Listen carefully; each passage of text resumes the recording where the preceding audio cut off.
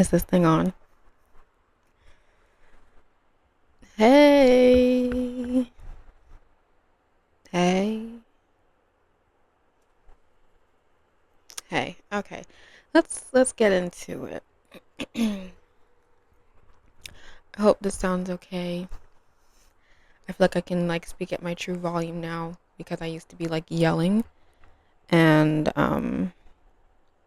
the videos would still sound hella quiet. But yeah, we got some equipment. We made a little investment. So hopefully this sounds better, the quality's better, because we're really trying to make something shake. I'm still learning the haptics on this. So spare me, forgive me if the sound isn't, everything we could have ever wished for because we're still working out the kinks with the technology. Nobody tells you that you have to be an IT baddie when you're trying to just produce content and have some fun. Nobody tells you about that. There's no rule of warning. So it's really just our first time on this planet for real, but we're figuring it out. Anyways, so hello. Welcome back to another episode of the Reality Podcast. It is your host, Layla, and I am here to, I guess, talk about myself. So, I feel like we're getting to that point in our relationship where we should get to know a bit more about each other, I share some things about me, you share some things about you, and, we get back to regular scheduled programming. So I always love seeing those videos of my faves of the month, but I've been having some IT troubles, some behind the scenes troubles with technology and stuff, trying to figure it all out. So much time has passed since I've been trying to make videos and just produce stuff. So now that we have it all situated, it's the beginning of a new month. So this is kind of more just a get to know me faves of the summer, of the month, things I look forward to in the fall, things I'm planning to do in the fall. So we can just kind of touch base and kind of come back to one another because, the hiatus, it was hard for me too, So we're just going to get back in. I hope you see the fall theme. Kind of cute, super cute, body tea, face tea. Oh, and the actual tea, chai tea. The fall drink. Come on. This mic is so good. I wonder if you can hear. I don't hear us. I don't think so. Courtesy of Senorita Awesome. If you know, you know. Okay. So fall is upon us. It's my favorite time of the year. So I guess we can start off that way. My favorite season. It's fall. So we're going to talk about music. We're going to talk about trends. Basically all the things that I like. So I think we're going to start with entertainment. So if you don't know, now you know. I love media, digital media. I love movies. I love TV shows. I have since I was a child. I love watching movie commentaries, breakdown theories, all that stuff. I get deep into fan bases. It's low key a problem. But yeah, I love that type of stuff. So lately I've been watching for the first time. I've been watching Scandal. I'm on season 2. And don't kill me, y'all, but I do not. It's they get me at times, and then just when I'm getting comfortable with the Fitz and Olivia thing, they sweep the rug from under me. It's the will they won't they slow burn slash affairs slash low key struggle love. It's I have a love hate relationship with it. I don't really know how I feel about it. Um, mm, I don't know if it's doing it for me personally. They have a lot of chemistry. I just would have preferred if she was just his wife. Why couldn't that have just been the storyline? I feel with her in office and doing her side thing, that would have been really good TV, but I guess they wanted them to have an affair. I don't know, because it just seems like empty promises and broken words, and he's always changing his mind. He's a big baby. He can't make a decision for himself, and then wants to pride himself on his decisions as president. But it's you couldn't make a single decision for yourself if your life depended on it. So it's we never see him choose her. It's always her choosing him. So I don't know, but I'm only on season 2, so I don't really know, and I don't know anything about the show really, like at all. So I'm probably wrong in the long run, and I hope so because it's gonna be a long journey. I think I'm already in for a long ride, but I'm invested, so we'll see. And I think it's like the perfect fall show. Like I don't really know what setting it's in, but she always has like on a coat. And I feel like I'm getting so much like fashion inspo from Miss Olivia Pope. So I'm loving it. Her whole aesthetic, her whole vibe, very like professional, very chic. It just gives fall, and I think it's perfect for the fall. Like that summer to fall season that we have going on right now. It's like it's really doing it for me in that way. I like to like finish off my night with an episode or two or three or four of Scandal. Okay, another show that I spent really like my whole summer watching was the new season of Amazing World of Gumball slash the wonderfully weird, wonderfully weird version. What the fuck? Wonderfully weird world of Gumball. That show is so good. It's so funny. If you liked Amazing World of Gumball growing up, basically it's like a spin-off continuation. I don't really know, but I think it's the same writers. They just made another separate series, but it kind of picks up like right where it left off with all your favorite characters in the little hip town. And it's like 10 times funnier because I think they know that their audience has grown up now. So it's like there's so many like subliminal jokes. I don't even know if they're trying to hide them because I don't know if it's because I'm older, but to me it's just so obvious like what these jokes mean. But I love it because they're like so sly and it's just so funny. Like, I love how much more woke New Gumball is. Like they're literally telling us to eat the rich in this scene. Not them making fun of Trump here. In the anti-AI episode. And can we also appreciate the animation? It looks so cool. like Amazing World of Gumball is already funny, but this season was so funny. Like, and there's so many like little, it's so satirical. So it's like it's really enjoyable for like anybody of all ages. But I think if you're a little bit older and you're a fan of the show when you're younger, you're definitely gonna enjoy it. I don't see that many people talking about it, um, but I think it deserves more hype. And I want a season 2. And I don't know why the episodes are only 12 minutes. I'm pretty sure that's how they were before, but like, damn, like I could use more. I like literally went to go hit next episode and it was over. And I was like, the fuck? I need more.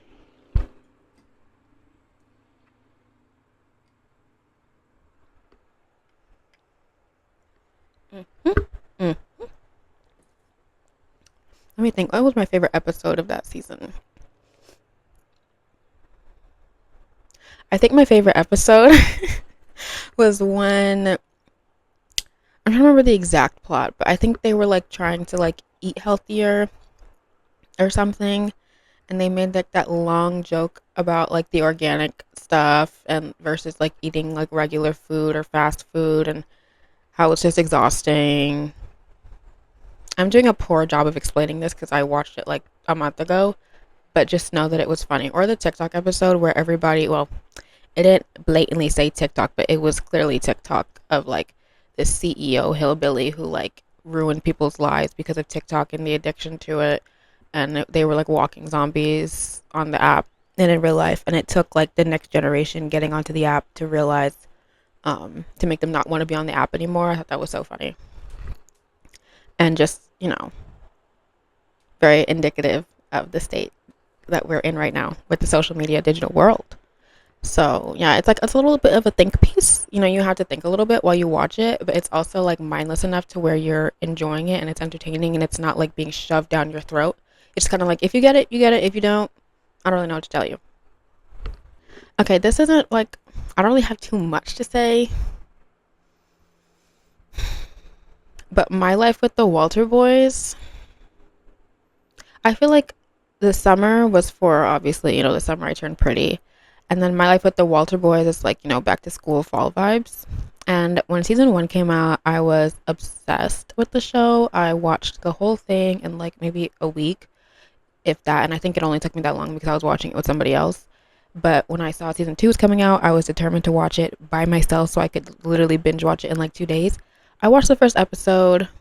I watched the trailer and I was confused because I was like, why is she still acting confused? Why is she still going back and forth? If you don't know, it's Team Cole over here. Okay. And so then I watched the first episode. I'm like, okay, this is cute. I see what they're doing, the bait. And I scroll on TikTok. That was my first mistake. But maybe it was necessary because everybody in the comments is talking about how it's the exact same thing as season one. Like literally the exact same thing. Like same recipes. And I'm like, oh, okay. Same thing, except this time no kiss. No kiss. We get a rugged confession, stolen glances, stolen moments. And now it's just making me mad because, like, you're admitting to being in love with him. Oh, sorry, spoilers. Spoilers, sorry. You're admitting to being in love with him. But you're dating his brother for what? And I understand why she wouldn't want to date him because she feels like, she's a control freak, but when she's with him, she can't control anything. I get it. I don't understand why you continue to drag Alex into the picture. Like, why are you forcing that? Just because it's easy? Like, you could literally date anybody else. Like, you could date anybody else. Why are you dating his brother if you don't like his brother? I don't, that's where I get confused. I would have preferred if y'all were going to push the love triangle narrative down my throat, not her brother. Not only are you spinning the block on an ex, but then it's his brother. Like, why are we dating his brother if we don't like his brother? Like, are you trying to destroy the family? And I'm not gonna lie, I didn't watch the whole season. I did not. I literally only watched episode 1 because once I saw what I saw on TikTok, I decided I'm not watching it. And when season 3 comes out and they are together, then I'll watch it. But until then, I'm not gonna waste my time watching the exact same season and getting only double as irritated because I know how you feel about him. I already knew that, but you know how you feel about him, and yet you still continue to date his brother. I don't get it. I don't get that. Also, don't even get me started on Alex. Okay, he had a little glow up, and now he thinks he's hot shit. Like, boy, relax. And then also, like, his personality is just so, like, he's so younger sibling, younger brother coded, and it's just so unattractive to me. Like, I don't understand what y'all see in him. I mean, it's just the way he was acting. I mean, yeah, she was wrong to leave like that, sure, but like he was just acting so like icky. And I just think the way a man and people in general, but a man, the way they act once you've rejected them and once they can't gain anything from you is very indicative of their character. And let's just say his character was showing. He literally thought he was hot shit. He was in his villain era. The way he was treating his friend who had nothing to do with the situation, was catching all the strays, all the smoke. And I just didn't like that. So let me know when season 3 comes out. And then I'll watch. Okay, moving on from TV shows, we have movies. So the other day I went to the movie theater and I saw Caught Stealing, starring Austin Butler and I guess starring Zoe Kravitz. And I think Bad Bunny was in it too. Um, I was disappointed. I liked the movie, but I just think from what I got from the trailer, I only watched the trailer once, so maybe I'm remembering the trailer wrong. I don't know.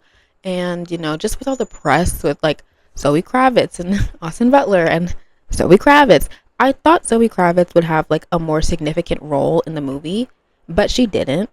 And I kind of knew what her character was going to give when she was flashing her tits within like the first 5 minutes of us meeting her character. Maybe make that first 2 minutes. Like, I don't even think she had any lines and it's just bam, titties. I'm like, oh, okay, I see who you are. I didn't know it was going to be to the degree that it was, but it was pretty bad. Like, it was just strictly for the male gaze. Her character was literally just, she wasn't a character. She was just part of his character development. Um, Austin Butler's character. They had great chemistry. I feel like it was wasted. I thought it was going to be like a Bonnie and Clyde kind of thing. but it was really just a him kind of thing, which, they could have just, I don't know. I feel like for what that was, like, they could have kept that. Like, they could have kept the relationship. I think they just needed Zoe Kravitz on board, and maybe she wanted to be on board. I don't know. But I feel like the movie would have been so much better had she had been a more significant character in the movie and just had, like, a role of her own and not just being his piece. I mean, she literally, spoilers, she literally died not even being his girlfriend. She was just his girl, just this girl that he was involved with that he wasn't taking seriously, but ended up being a serious part of his life because of a tragedy. Like, it was just sad to see. It was just disappointing. Like, I thought we'd move past that, but clearly not. I wanted more from my girl. I don't even remember her name. I know his name, Hank. Looking at you, Hank. But I have no idea who Zoe Kravitz's character was because she really didn't exist.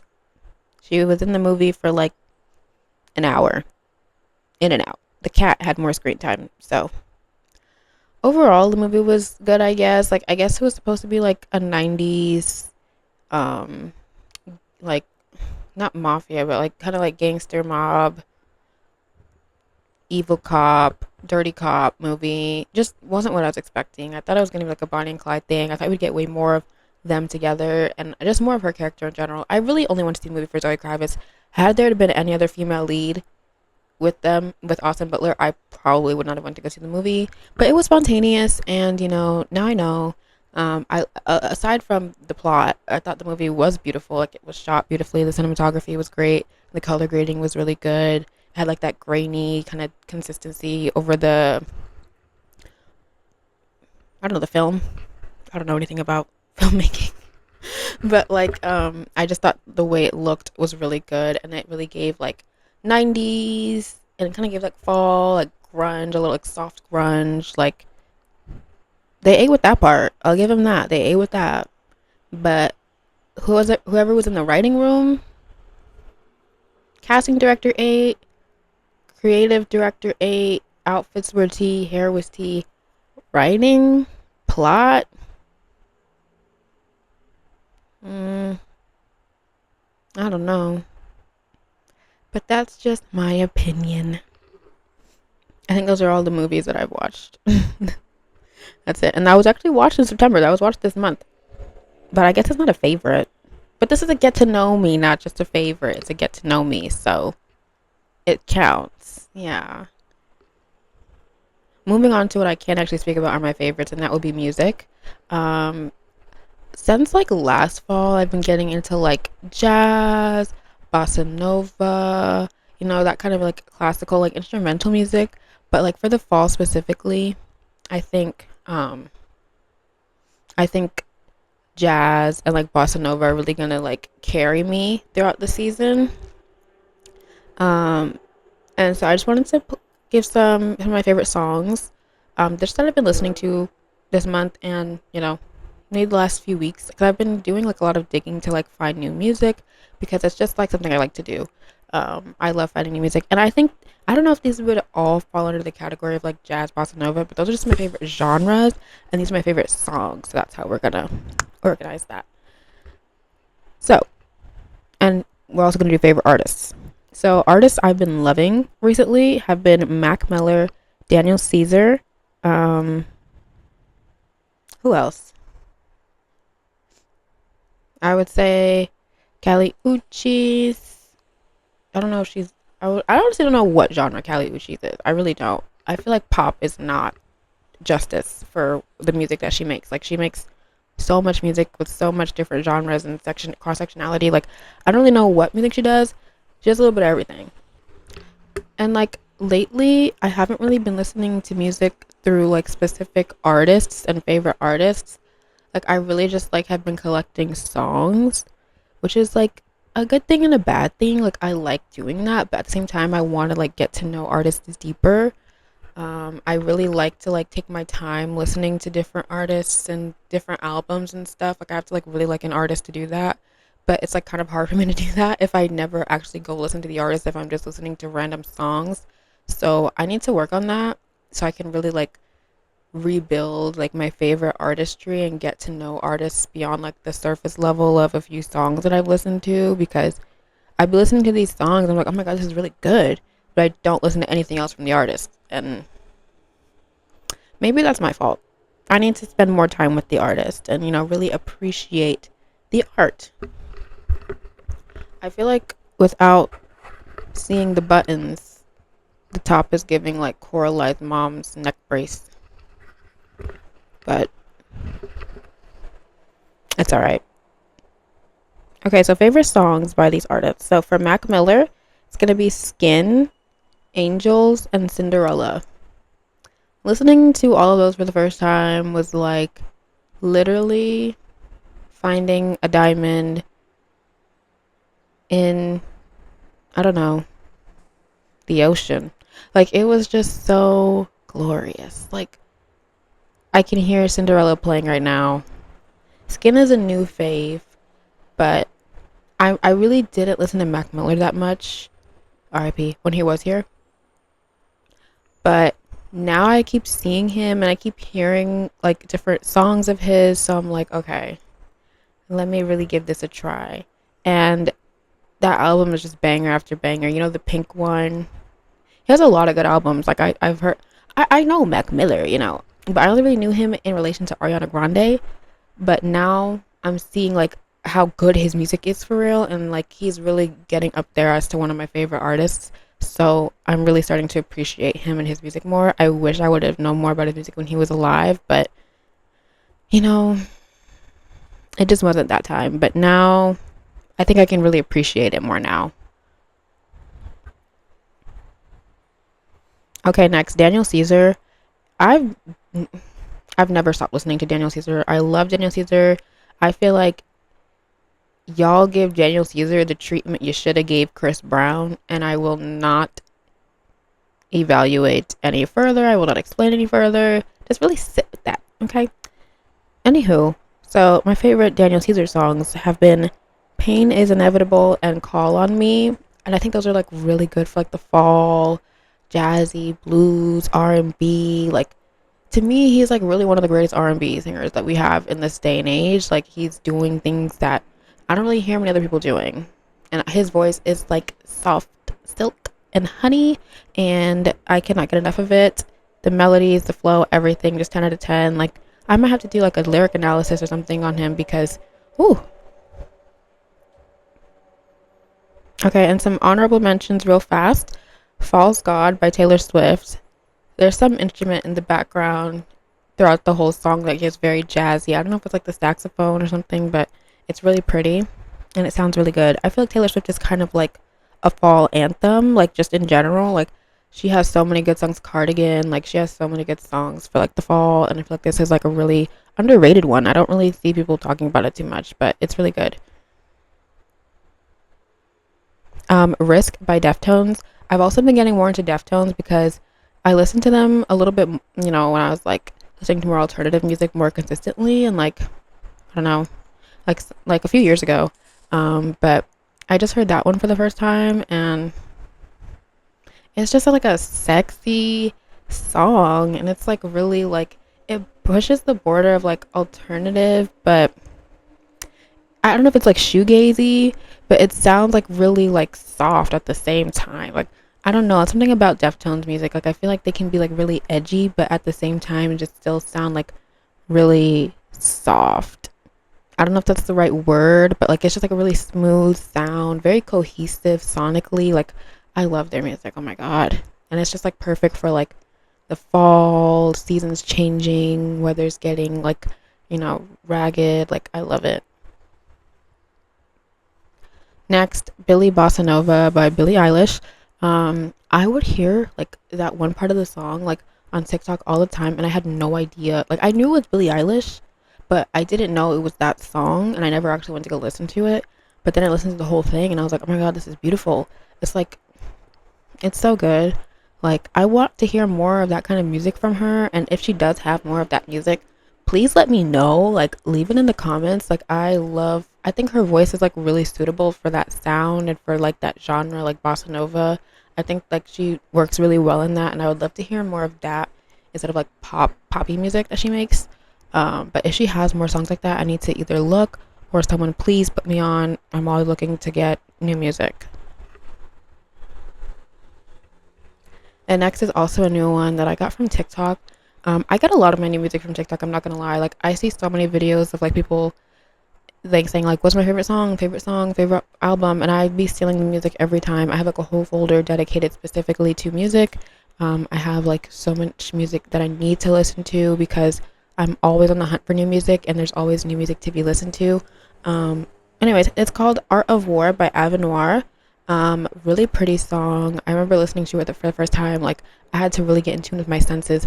I literally turned off the lights, like it was pitch black. Got under my covers, just had my headphones on, eyes closed, and was just really taking in the music, taking in the sound, taking in the frequencies, being here in the present moment. Because like it was like I couldn't let a moment go away. I couldn't let a moment slip where I was not really engaged in listening to the song because it was that good. Like I'm telling you, just listen to it. Like it's so good, you won't regret it. Okay, now some of my favorite trends.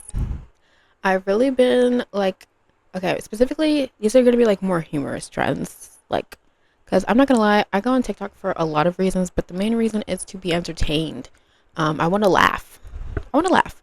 And you know, I can't always have immediate access to my friends to laugh with, so I go to TikTok. So some of my favorite trends are definitely the aholic trend, whereas it'll be like teaholic or like milkaholic. It started off with like the milkaholic, and then I just started going on to everything.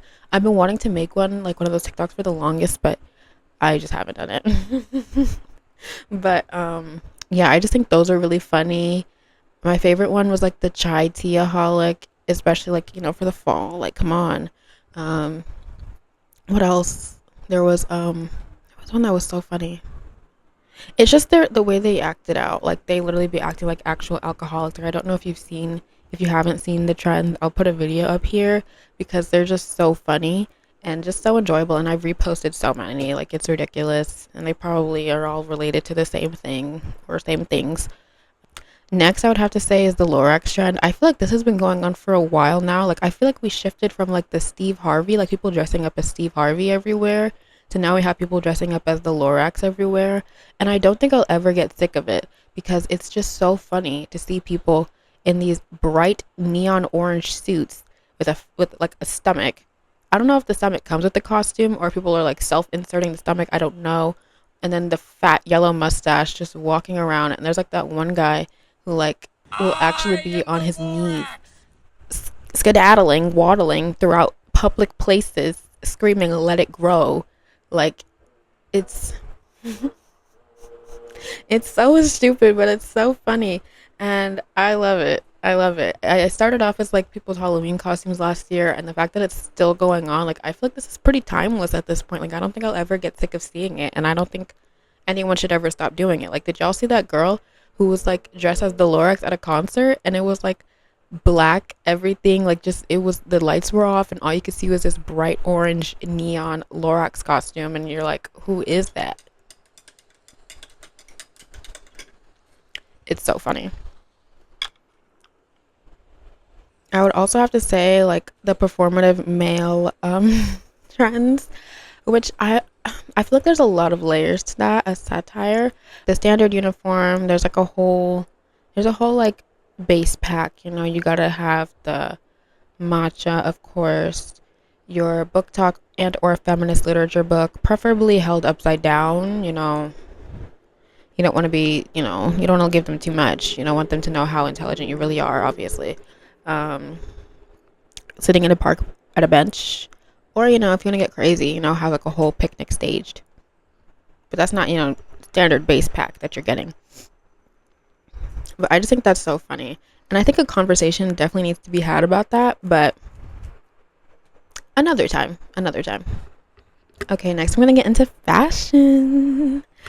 I am like, I have a bit of a problem. I love fashion. I love Pinterest. I love Depop. I love shopping. Basically, I, for some reason, don't love having money in my pockets. Like, I do like to have money in my pockets, but it somehow like slips out of my pockets and into somebody else's hands to where I get like something in return.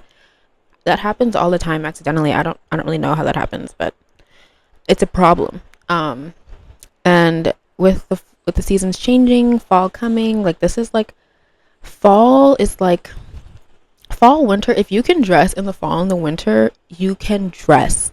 And that is what I am trying to do. It's what I've been trying to do for so many years. Like just build like a really good wardrobe that will sustain all seasons of weather.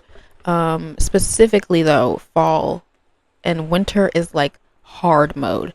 But fall is like it's perfect because the weather is just right, and so the layering can be really simple but really really good if you do it right. This is the time for like a lot of like creams and neutrals mixed with like more bold colors. That's what I love to see personally. It's like what I love to embody. And I'm trying to like really orchestrate my wardrobe. I've been trying like since the summer, like since July hit, I've been trying to like orchestrate my perfect fall wardrobe because I knew it was coming and I wanted to get the stuff while it was cheap. And I think I have that. I think I have enough staple pieces to where I can like maintain solid outfits throughout this season. Obviously, there's always more money to slip out of my pockets. Who knows? But I think I've built, I think I'm getting an idea of what I want to have and how I can like orchestrate that. Because I'm also trying to just like make the most out of the clothes that I do have. So that way it's like more sustainable. And so that way I feel like that's also another testament to how well you can dress if you can just like make outfits out of like as many clothes as possible or as many pieces as possible or as little pieces, I guess. Like make the most outfits with little pieces as possible. And that's like a really good sign that you're doing something right. So with all that said, my fall fashion favorites or just fashion favorites of the month, whatever. Capris. I'm still working on getting like a decent set of capris. I had ordered some from Depop that came with like a belt, but for some reason the belt was Velcro and not an actual belt, and so they don't really fit me with the belt. So I'm trying to figure out a way to like work around that, but I haven't really been trying. Excuse me. But I'm gonna figure something out. But just capris, denim capris, I feel like they're more of like a summery thing, but I think you can still get away with them in the fall and make like cute outfits. So I think it's worth a try to still like maybe get some. I did just order some, but I only have like a total of two.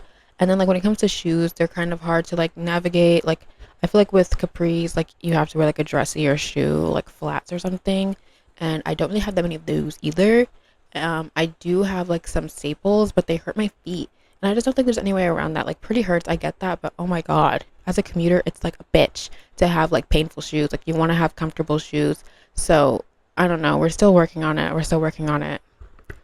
But yeah, I think capris are just like so chic and they're just like a nice way to elevate like a casual outfit in a way that jeans just cannot replicate because it just boosts the outfit and the elegance of the outfit. And I think they're so pretty and there's so many different styles, so many different ways to like so many different lengths and stuff of capris. I think the perfect length is like either because you don't want them to give high water. You don't want that. You want it to look intentional. So I think like the perfect length would probably be like right under the knee, like 2 or 3 inches below the knee, or like 2.5 inches above the ankle. Just there, not any higher. There's so many different like angle. It depends on like your body shape as well. I have pretty long legs, so like getting away with capris is kind of hard. And I would really like to like try some on in store like that. I think that's been the issue of why I haven't like been able to like really build like a collection of them or to have like a few like staple pieces is because I just haven't. I've gone thrifting. I've gone to like little hole in the wall stores to try and find capris, and I cannot find any. So it's like I'm like this close to cutting up a pair of jeans and making my own capris because I can't find any. I've only been able to find them online, and then I have the disappointment of them not fitting when they get here.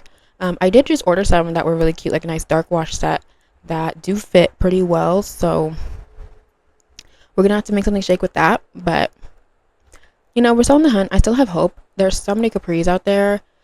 I would love to come into a place where I can find them in person, but if I must continue to look for them online, then that is what I would do. I've been seeing a lot on like Depop for like really reasonable prices. I want to try Vinted maybe because I think that's cheaper than Depop. I have been on Vinted before, but I don't know how people find stuff on Vinted. Like I found like a few cute things, but not the type of stuff I see people find on Vinted. I don't know. Like you have to. I guess it's the same as like Depop. You have to spend like a lot of time on it to curate, your feed and find like the perfect buyers and sellers who will like cater to your aesthetic and everything. But it's hard. I try those keywords and they just don't work the same. So I don't know. And like once you've got like a nice thing going with another app, it's kind of hard to like transmit that over to something else because you have to spend just as much time over there. And it's a lot. It's a lot. First world problems. I'm sorry. Moving on, I think overall, just the shoujo style, like that romantic, flirty style, like I think that is so cute for fashion.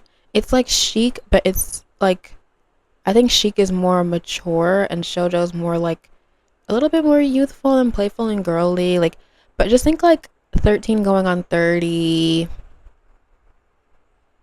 Mm, I guess girlfriends, but just like, and I think I can't think of any shoujo characters specifically, but like I remember reading like a lot of shoujo manga when I was younger, and I'm remembering their style, and I'm like, wait, this is low key like how I would want to dress now.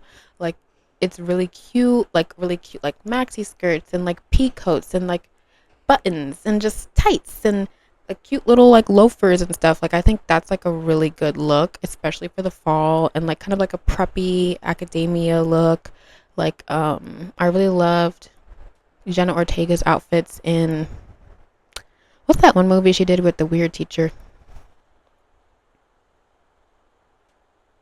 I don't know, I'll find it and put it in, but that whole thing, like that style I think is like super cute, especially for like the fall, getting colder, you have like the leggings, the tights, and like colored tights are super cute for my birthday last year because I have a fall birthday.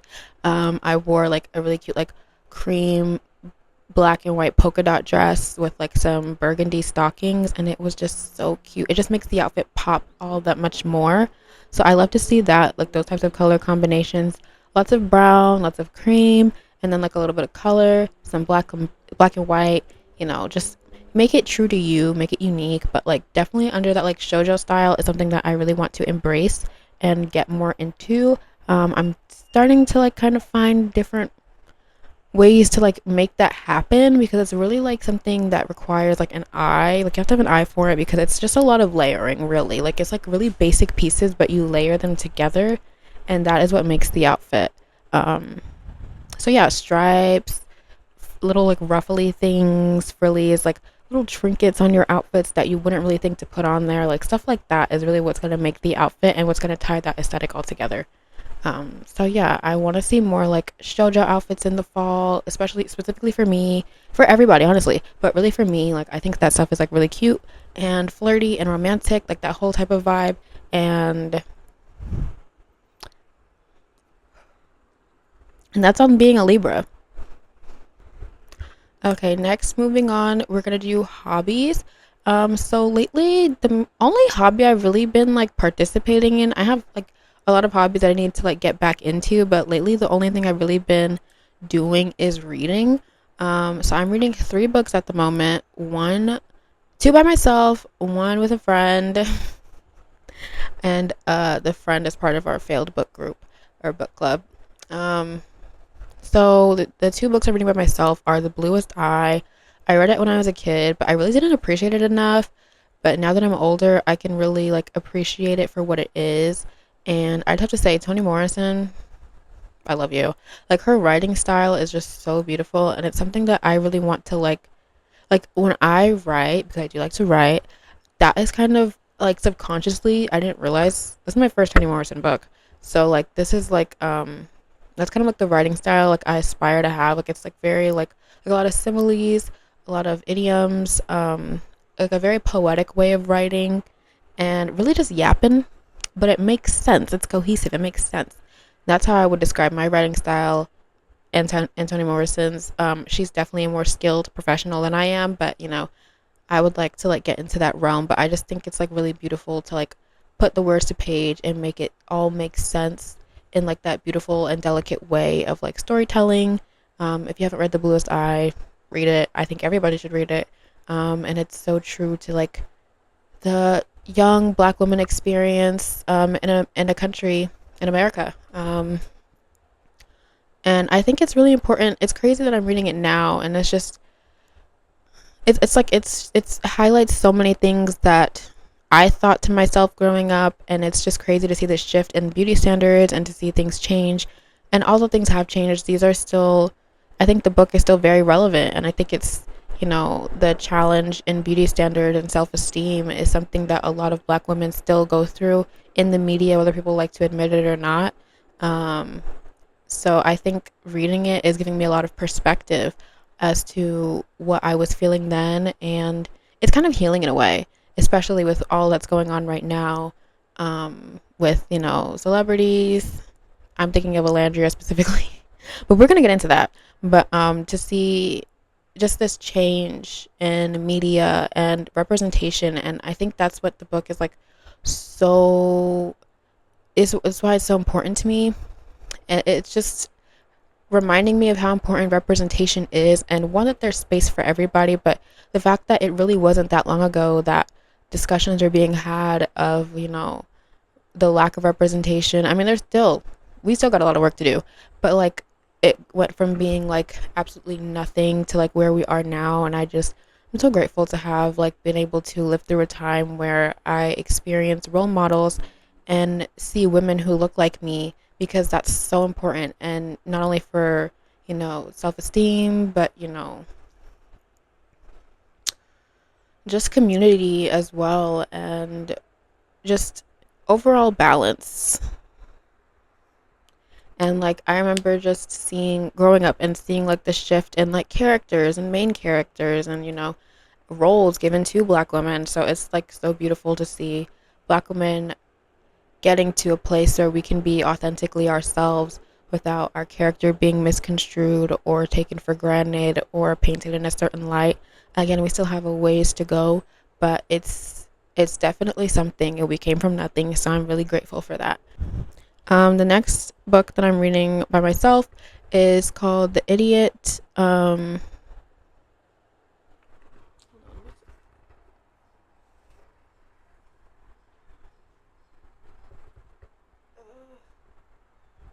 Damn, the book is nowhere near me. I think it's by Alif Boutman.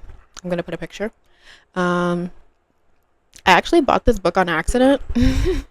I was at a thrift store and I was looking in the book section, and I saw it, and I thought it was The Idiot by Dostoevsky, and I was wrong. I didn't realize it until I was at home, and I had like a little Penguin Classic thing too. So I was like, oh my god, I've been wanting to read this book, and then I realized that was not the book. But I really like it. It's like about this Turkish girl um, in college. I think she goes to, don't kill me, I forgot Loki. I think she goes to Harvard. Yeah, Harvard. And she's just like living out her college experience. And it's like, I don't know if it's like supposed to be, I'm really not too sure what the book is about, to be honest with you. Like, it's really just about like her college life and her college experience. But like, she has like this passion for like linguistics and language. Um, and just the way that she goes into detail about little things like memories and her classes, like it's just written really beautifully. And that's just kind of what I look for in a book. That's really what keeps me entertained. Like, it really doesn't have to be about much, like as far as plot, but like if it's like written really really like distinctively and beautifully, like I'm sat and I can enjoy that. And there's like, I feel like a hidden philosophy in it that I haven't really completely uncovered what it is yet, but it's pushed me closer and it's changed my relationship with reading like tremendously, because it reminded me that it's really about the relationship that you have with the book, and what the book can like what type of substance or sustenance that the book is providing you in your life, rather than like just getting through books, because I like it's so easy for it to become another form of see, slow down. It's so easy for books to become another form of escapism and consumerism, that you don't even really realize what you're reading. You're just spending so much time trying to like collect things, and just to like, I don't know, show off what you collect, and kind of like attach that to your ego, to your identity, rather than actually like carrying the book with you and allowing it to shape you and allowing yourself to like read it when you're ready. Um, and it just as well, there's her character is like she's flawed, and it's kind of pushed me in a different direction as far as like, reading things that I don't necessarily I don't want to say like that I don't agree with or that I don't like, because I do like the book, but she definitely has some prejudices and some biases that kind of like put like a bad taste in my mouth while I was reading it. But I do like to read it anyways, because I think reading things that you don't like or that you don't find the most comfort in is actually really good for you. It just kind of broadens your perspective and gives you a different level of empathy towards people and characters, while giving you an insight to someone else's point of view and thoughts, which I think can translate really well in reality, once if it's applied, whether it be subconscious or consciously. So I think regardless, just read the book. And that's something that I've kind of always felt, but I think this book definitely gave me that change of perspective. Like, it solidified it for me. But I've definitely sat through books that I did not like at all. Like, I actually like this book, but I sat through books that I did not like at all. One, because I spent my money on it. hmm That was the majority of the reason. And two, because I feel like reading things that you don't like or just engaging with things that you don't like just kind of challenges your belief systems. And it'll either give you a new perspective or make you, more affirmed in what you already believed. So there's really no loss. And lastly, the book I'm reading with a friend, it's called The Roommate Risk by Talia. It starts with a G. I don't know how to pronounce her last name. I'll just put a picture. But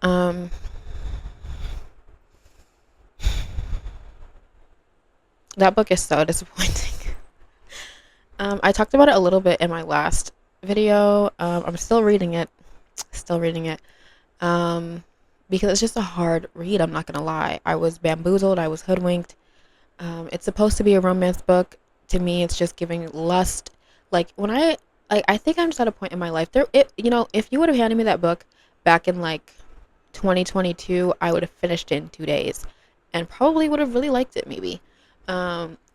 But I'm just at a point in my life where when I say I want to read a romance book, I mean I want to read a book that is complex, that is challenging, and that is actually full of romance. Like, nothing about this book is romantic to me. It's just very lustful, very and I'm not a prude. Like, I don't mind a little spice, but like not within the first two chapters, like, and not every chapter. Like, it's like, and I saw a TikTok about this, and it really like confirmed what I was feeling about a lot of these romance novels, because it's like it's marketed as a romance novel, but it's not romantic in the slightest. It's just this man lusting after this woman, and I don't fuck with that. And I want like real burning desire and love. Like, I don't want lust and hookups. And miscommunication. Like, I don't want that. Um, and what bothers me as well is the writing style, or just the writing in general. Like, it's very mature content, but the writing level is like for a fifth grader. Like, you're writing about mature themes and activity, yet the writing is so juvenile. So it's just like, I'm confused. I'm really confused. It makes me feel like I'm dumb. Like, I feel like just like reading it is just kind of has me like, did I read that correctly? Like, I'm reading it, like, the sentence structure is so simple and basic, but the themes of the book are like so mature, and it's like it wants to be complex, but it's just really, really simple and bland, and it's just not very striking or memorable. Um, I know a lot of people did like the book. That's up a lot of people's alley, I'm sure. But it's just not for me, not what I'm looking for. If you have any like really good romance novels, love books, please don't hesitate to share them with me, because I'm in a drought. I don't think I've ever actually read like a really, really good romance book. Like, I'm trying to think.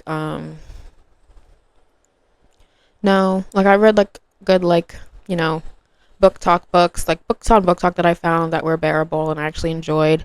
But like a good romance book, I haven't read anything better than what I've read on Wattpad, honestly. And that's just that. Like, I'm being so serious. I wish I was lying, but I'm not. So please help a girl out, please. Okay, and lastly, we're going to talk about my hyperfixations. And I only have one. It's been Nicolandria. And that probably will be a hyperfixation for me for as long as I'm on this planet. Like, I've literally, like, they have altered my brain chemistry in a way that I didn't know was possible. I literally wake up earlier before my alarm to check threads and Twitter and the Come Here Cream community to look for updates. And I wake up every morning pleasantly surprised, and it's like a fresh line. And suddenly I'm energized and ready to start the day. Call that cortisol, call that, motivation. I don't know, but they definitely motivate me to be better. Ola has me in the damn gym. Actually, I need to work out after this episode. I'm going to do that. So that's one. And so much, I feel like they're just so inspiring. Like, so many good things have come of it. I read a beautiful Substack article of someone who wrote about their relationship and their dynamic. I'm gonna leave a link in the description, and I'm gonna put her name in the article on the side because I don't remember. But I read that one morning before work and was literally tearing up. I read it twice. I read it before work when I was still in bed, like just opened my eyes, peeled my eyes open, and reached over to my phone to like go grab it and see. And then I read it again on the train, and it was just so beautiful. It described the relationship similarly to that of the anima and animus dynamic, about the Jungian philosophy that Carl Jung had curated, and I actually did talk about that briefly in my Catwoman video. Check that out after this one because that's one of my personal favorite videos of mine. But yeah, to describe that between like that push and pull, and it's just so beautiful. She just talked about how, the feminine in him is attracted to the feminine in her, because that's basically what the dynamic is, just having the, feminine of a man and the masculine of a woman, and just that duality and polarity between the two, that they do like an eternal dance, and they're just naturally gravitated towards one another, and he's just so attracted to her, and not just her physically, but who she is on the inside. Like, he's intrigued by her, and I think that is just so beautiful, and she went into such great detail. So I'm going to read the article again. I think everybody should read it. And it talked about how it is not submission that men want, it's surrender, because like how he's always saying how he loves her strong personality. Like, he wants to break down, he loves the fact that she can be strong, but he loves the fact that he is soft with her, and he can break down those walls, and he's made it a safe space for her to be soft. He doesn't want her to like turn down or tone down her the hardness and the hard exterior. He just likes that she's soft with him, and she feels comfortable enough to be soft with him, and he's been applying the pressure and in a generous way to where she feels comfortable and can find that sanctity within him to like, confide in him and rely on him, and that in turn makes him feel like more of a man. It's empowering for him. Because I feel like there was a lot of like discourse revolving Alandria when she would refer to her relationship, saying that Nick let her be this soft woman and she can, just relax around him. And they're trying to say she was like a trad wife and all this bullshit. And I'm like, y'all just aren't listening. Like, all she is saying is that she can be authentic with him, and he has made a space to where she is allowed to do that in a world where she feels the need to be hard and put on a face and a mask and wear a mask all the time. She can just release her mask when she's with him, and that's beautiful. It doesn't have anything, and that is what, that's really what the feminine is. That's all that it's like. It's just about being yourself, being wild, being free without judgment, and having the masculine to protect. Like, it's not the gender roles that y'all think it is, to where she's trying to emulate this trad wife regime. Like, it's not like that. Does she even give that? Let's be serious. Like, come on. Let's be serious. And I think just in general, Ola's very inspiring as an individual with her educational background. I saw she spoke at Tuskegee. I, she's making me want to redo my whole college experience. Shit. But she's such an inspiration, her mind, just everything. And I just want to share a few things that she's taught me that maybe can explain why I'm like low-key hyperfixated on her, and her and Nick, all that, because she is just a grown woman in the best way. Like, she's kind of reframed my perspectives on certain things.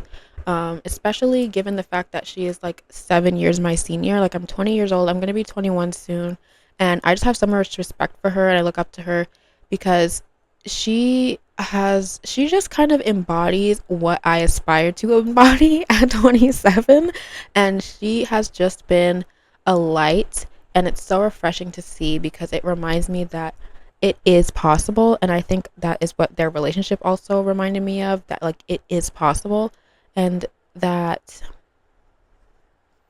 nothing needs to be rushed. Like I feel like our generation, and I don't even want to say our generation because I think it's just kind of like a human condition, unfortunately, societally. Like we are pressured to marry young, have children young, be in committed relationships really young.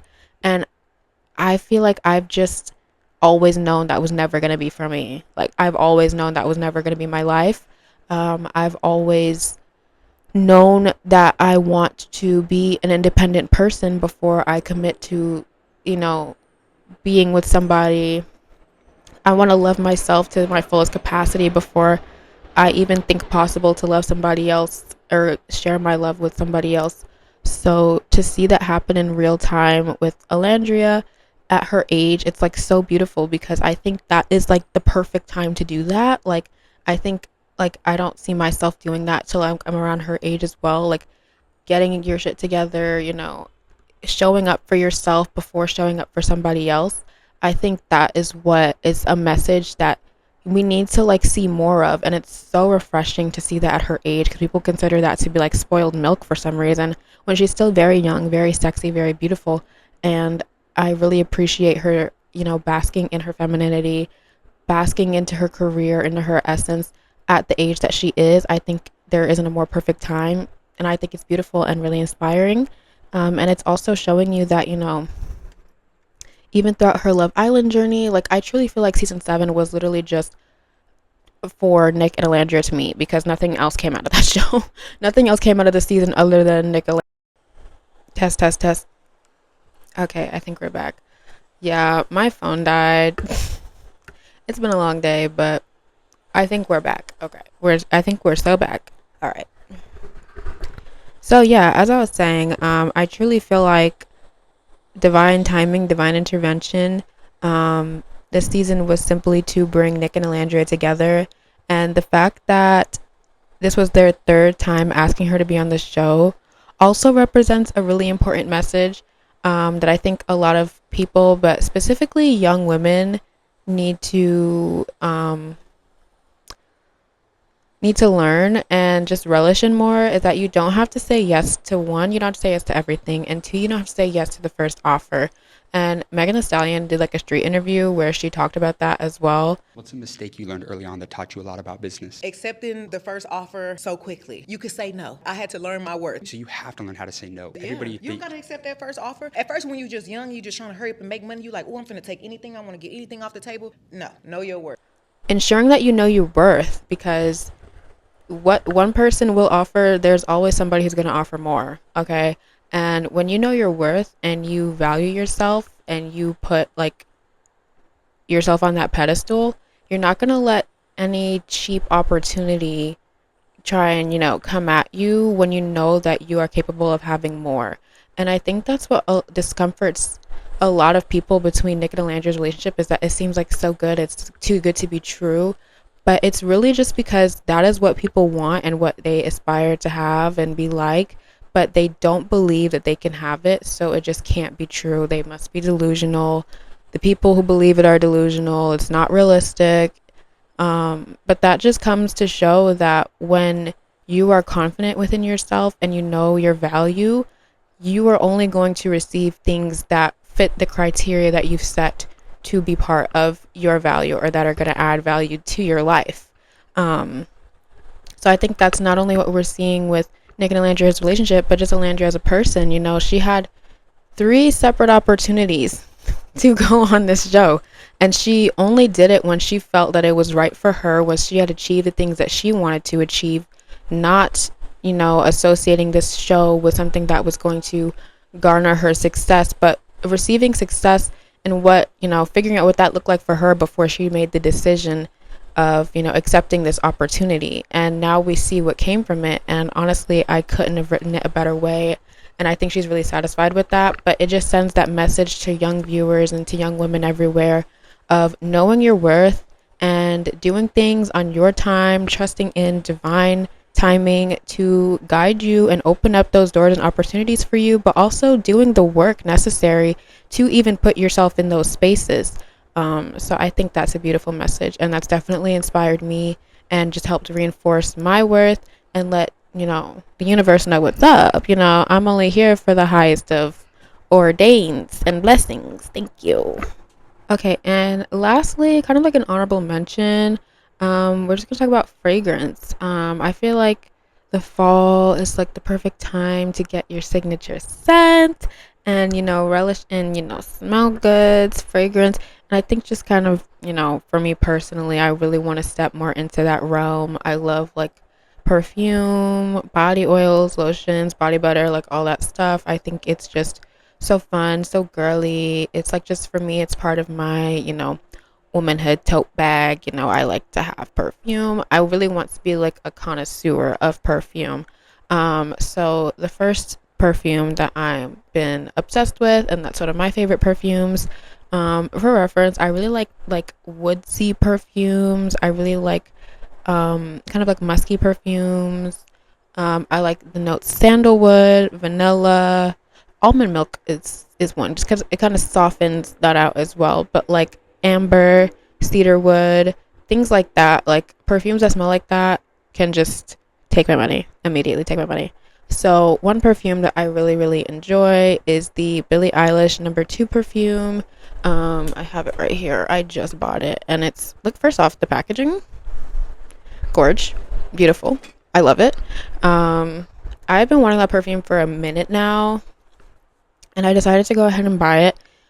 I feel like it smells like a little bit more woodsy than I remembered it to smell, but it still smells really good. And I think once it kind of like evaporates and however it interacts with your skin, it's gonna smell different on everybody. But I like the way that it does settle onto my skin because I feel like the woodiness does kind of dampen out a little bit, but it's still very much present, and it's like strong but not like overbearing and overwhelming. So I really enjoy that. Also, Choco Musk, that's like a staple. I need to restock that one because I'm not even gonna get the bottle because it's literally just the bottle. It's just there for thoughts, prayers, and memories at this point. But I definitely need to get a new one because it smells so good, and I think that pairing would be really well.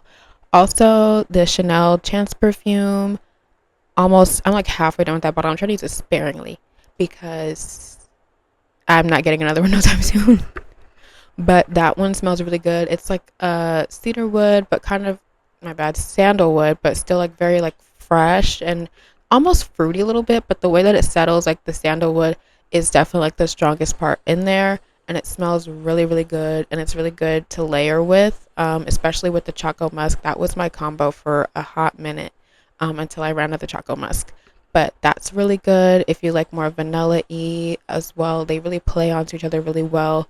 And lastly, I don't have this perfume, but I'm obsessed with it, and that is the Marc Jacobs Perfect Elixir perfume. That is and will be my future signature scent because it smells so good. It smells like heaven. Like, I don't think I want to try. I saw like Dossier. Oh my god, the wind is really blowing and the dead leaves just flew in my face. That's gonna be fun to vacuum. Anyways, yeah, I want to try the Dossier dupe because that perfume, like, I don't want the travel size. I want the full thing, and maybe that's my problem. But like the full thing, like, it's a little bit on the pricier. I mean, it's Marc Jacobs.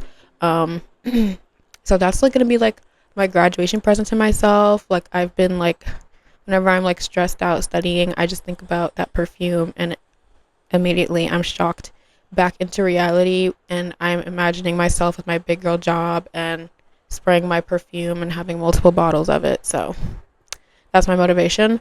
I do also like to go into Sephora just to spray the perfume and leave. Like, that's it.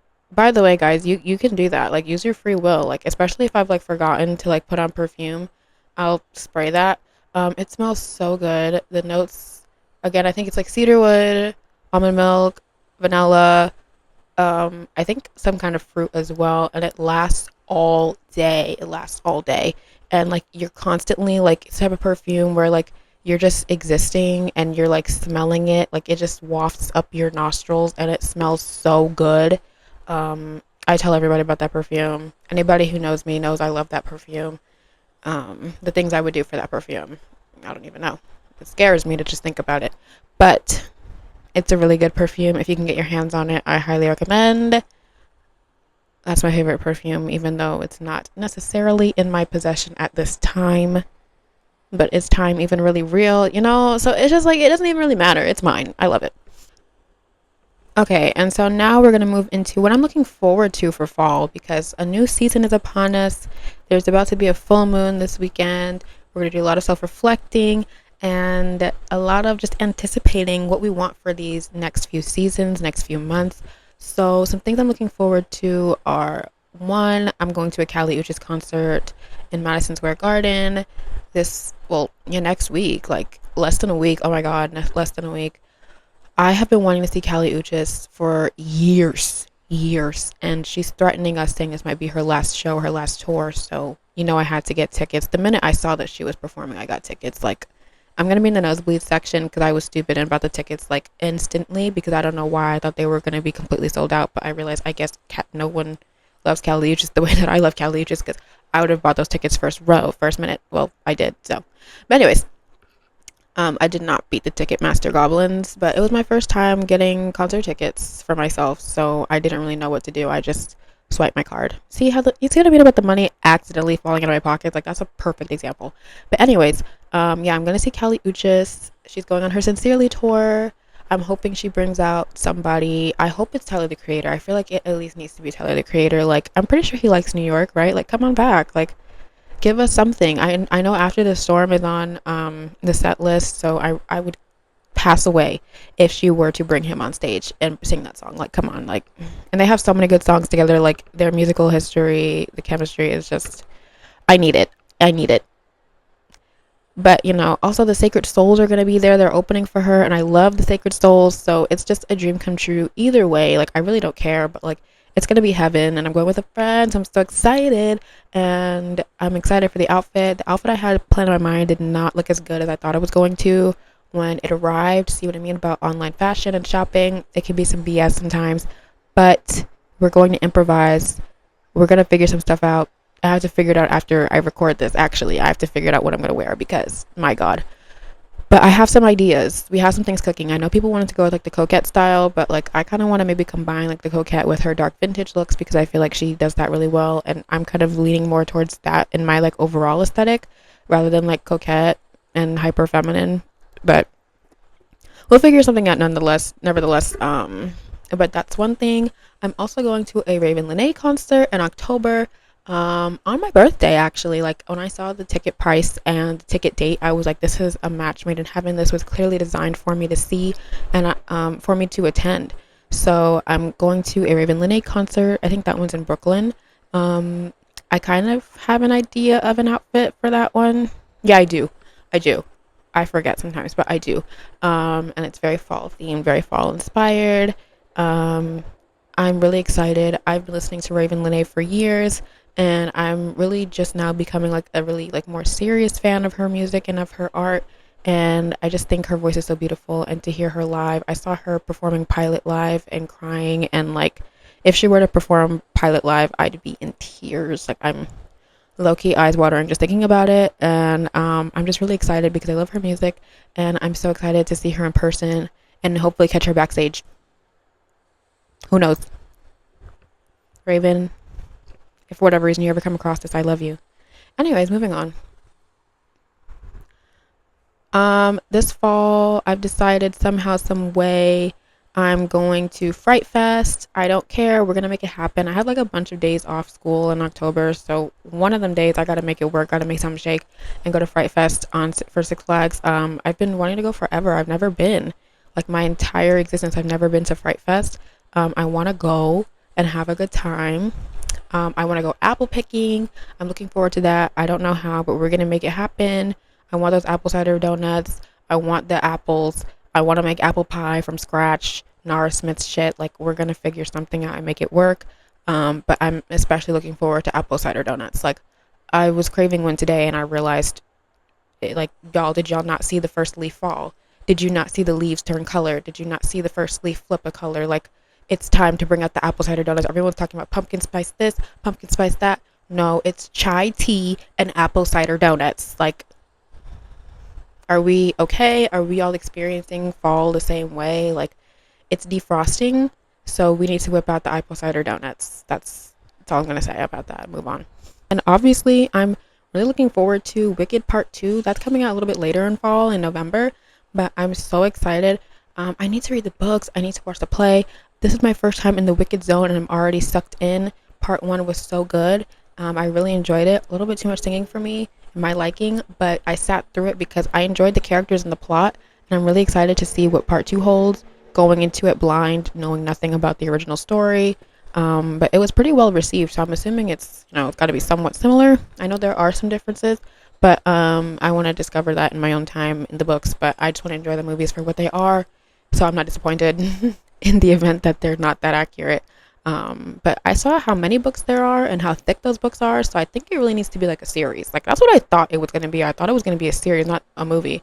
But I think they're trying to go more based off the play than the book, so that could also be why there are some discrepancies there.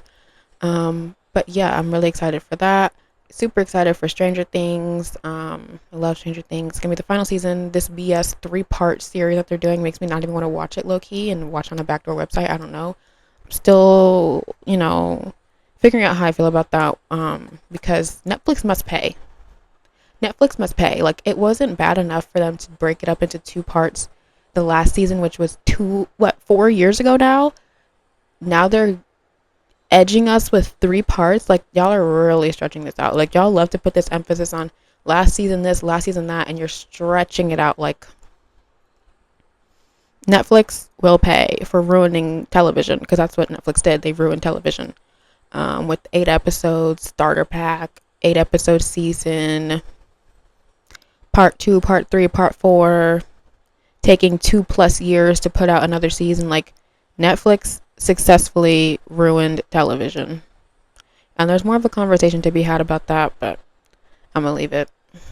Yeah, so that has been this video. I hope this gave you a little bit of insight to my mental and my mind. If you care, who knows? But you're here, so you must care. You're all the way at the end. So I hope you guys enjoyed this video, enjoyed this episode. It was so fun to just yap and yap. And I could keep yapping, but I'm gonna spare you. I don't have a tea quote today because I was drinking chai tea that came from a concentrate. Also, somebody has some chai tea recipes. Please help your girl out, because I've been trying to make chai tea myself from scratch, and it's just been a flop every time, and I've made it like 5 times, so please help. But thank you for listening. I hope you're as excited to get into fall as I am. Oh, one more thing I'm excited for. My Gilmore Girls rewatch. It's like an annual must. The fact that it's already September 5th and I haven't rewatched it yet is a sign of growth and character development, because I would have been rewatched it by now. But yeah, like Disney Halloween, all that stuff, I'm really excited to get into. So yeah, I hope you guys enjoyed this video. Let's get it back on track. And I love you. We'll see you in the next episode. Bye bye.